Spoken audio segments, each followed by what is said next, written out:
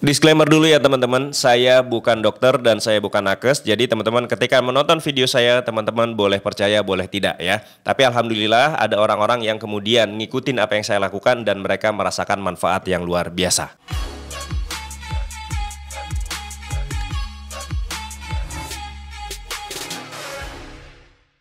Halo teman-teman sekalian, berjumpa lagi dengan saya Bang Seha ya. Ini video pertama setelah 3 mingguan kali saya nggak bikin video. Ada beberapa yang komen, Bang Seha kemana aja, kok videonya nggak ada yang baru gitu ya. Alhamdulillah ternyata ada yang menunggu-nunggu.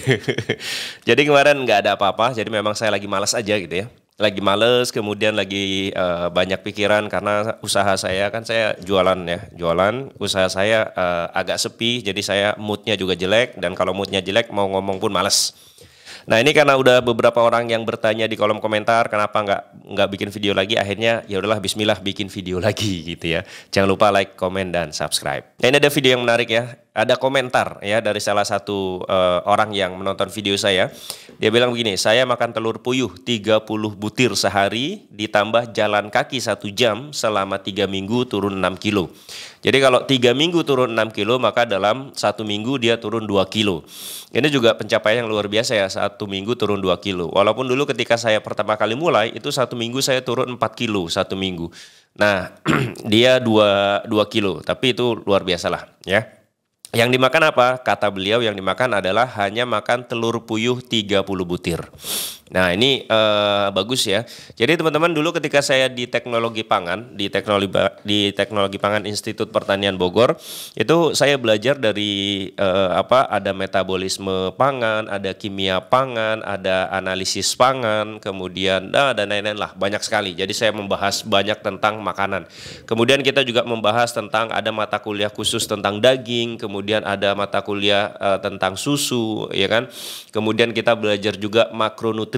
Makronutrisi itu ada 3 teman-teman ya, yaitu karbohidrat, lemak dan protein.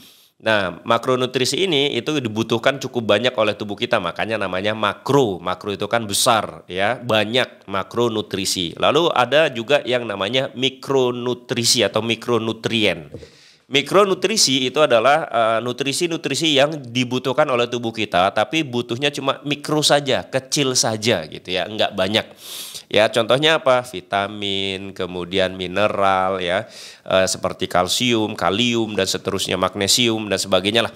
Nah, ini adalah mikronutrisi yang tubuh kita butuh, tapi butuhnya enggak begitu banyak ya. Nah, kemudian ya di salah satu kuliah yang saya jalani itu ada dosen saya mengatakan bahwa telur adalah salah satu makanan, beliau nyebutnya itu superfood. Jadi telur itu superfood kata beliau. Kenapa? Karena telur itu ya kandungan proteinnya bagus, kemudian kuning telurnya juga memiliki ya lemak-lemak yang bagus, kemudian ada vitamin A di sana gitu ya, beta karoten dan seterusnya. Dan 98% nutrisi yang ada di telur, ya saya lupa nyebutnya berapa ya, pokoknya hampir 100%. Hampir 100% nutrisi yang ada di telur, baik makronutrisinya atau mikronutrisinya, itu diserap tubuh hampir 100%. Jadi nggak ada yang terbuang gitu. Nah itu makanya kemudian beliau mengatakan bahwa telur adalah salah satu makanan yang beliau bilang superfood. Karena ya penyerapan tubuhnya itu hampir 100%. Nah itu nutrisi-nutrisi yang ada di telur. Makanya kemudian ketika ada orang yang makan telur, ya saya bilang, oh bagus, telur itu bagus. Bang, kuningnya dimakan nggak? Makan gitu ya. Kuningnya dimakan karena di dalam kuning telur itu juga banyak nutrisi, ada vitamin juga, ya kan, ada lemak-lemak yang butuh juga buat tubuh kita gitu. Nah, tapi Bang kalau kita makan kuning telurnya katanya nanti bisa bikin kolesterol naik gitu ya. Jadi kita ngomongin masalah kolesterol juga kan kalau kita lihat di beberapa podcast ya, seperti podcastnya Deddy Kobuzier waktu itu, dikatakan bahwa ketika kolesterol tinggi ya itu sebenarnya nggak masalah selama apa? Selama tidak ada plak di pembuluh darah, kemudian selama tidak ada penyempitan pembuluh darah. Jadi kan pembuluh darah itu misalkan seperti selang, ya kan? Nah, selang ini ya, kalau misalkan lancar saja air bisa ngalir di sana, maka walaupun darah kita kental atau sebagainya itu biasa-biasa saja, akan lancar saja. Tapi ketika ada plak atau penyumbatan pembuluh darah, penyempitan pembuluh darah, maka kita harus khawatir.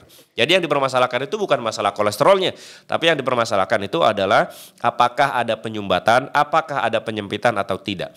Itu yang pertama ya. Kemudian yang kedua ya, kalau kita ngomongin kolesterol ya, kolesterol itu kan adalah sebutan umum untuk beberapa macam di dalamnya. Jadi kalau kita sebut kolesterol di dalamnya itu ada LDL, HDL, trigliserida dan seterusnya dan seterusnya. Dan itu kita nggak semua kolesterol itu, nggak semua yang di dalam kolesterol itu jahat gitu loh. Bahkan kalau kita terutama laki-laki ya, laki-laki itu kan ada hormon testosteron misalkan. Hormon testosteron itu ya, semua hormon termasuk testosteron itu bahan bakunya dari kolesterol.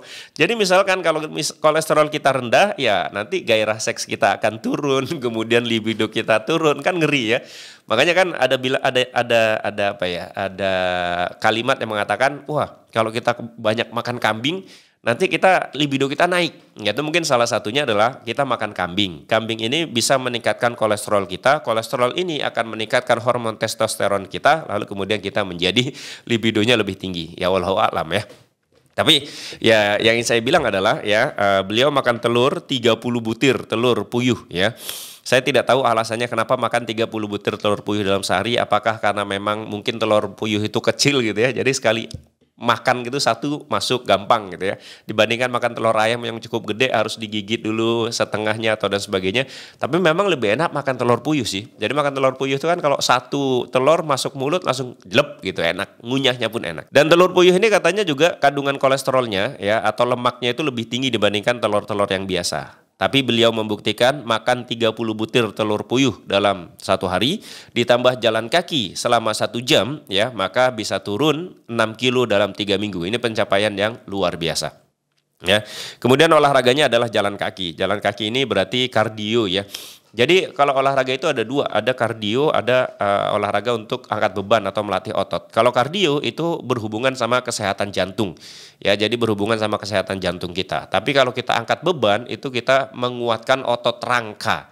Jadi kalau kita di seluruh tubuh kita itu kan ada ototnya ya, di paha ada ototnya, kemudian di dada ada ototnya, di perut ada ototnya, di betis ada ototnya. Nah otot-otot ini itu disebut otot rangka. Jadi kita bisa bergerak berdiri. Ada tulang dan ada otot. Nah, dua hal inilah yang kemudian membuat kita bisa bergerak.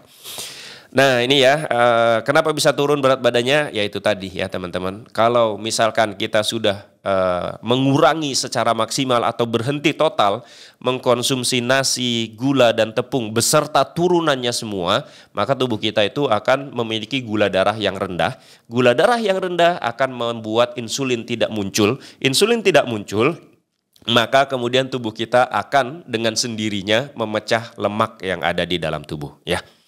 Itu mungkin teman-teman untuk video ini, semoga bermanfaat. Terima kasih sudah menonton. Kita bertemu di video yang lain dan bye-bye.